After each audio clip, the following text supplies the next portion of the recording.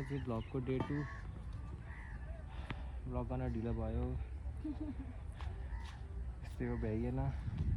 आज यो चाहिँ हामी बस्ने पुरानो ठाउँ हो, यो चाहिँ छोडेको ठाउँ हो। यहाँबाट अब इँटा सिटा र उता लगेर घर बनाउनु पऱ्यो, प्लास्टर गर्नु पऱ्यो। यहाँ पनि टन्नै छ इँटाहरू, यो नि फोड्नु पऱ्यो। एक सर्ट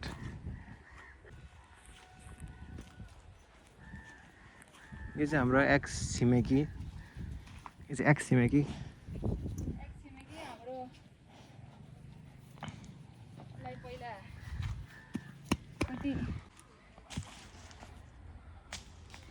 अब चाहिँ ढुङ्गा इँटाहरू ओसारेर ल्याइसक्यो।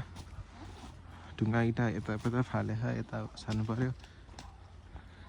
बिकज डगहरूको घर चाहिँ यहाँ ठ्याक्कै बन्छ नि त, अनि त्यही भएर ढुङ्गा भइसक्यो। अनि टिनहरू पनि लिएर आएको, आज बिहान लिएर आएको, अहिले त बेलुका भइसक्यो। बिहान लिएर आएको सबै गाडीमा, रड गाडेर चाहिँ कम्प्लिट भइसक्यो।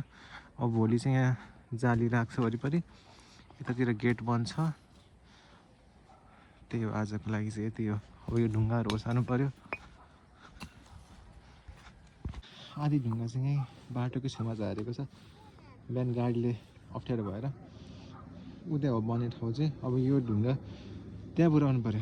सबभन्दा पहिला म आधासम्म झार्छु, अनि त्यसपछि बिस्तारै लगाउ होला। यसरी फुट फाल्नु पऱ्यो होइन। अब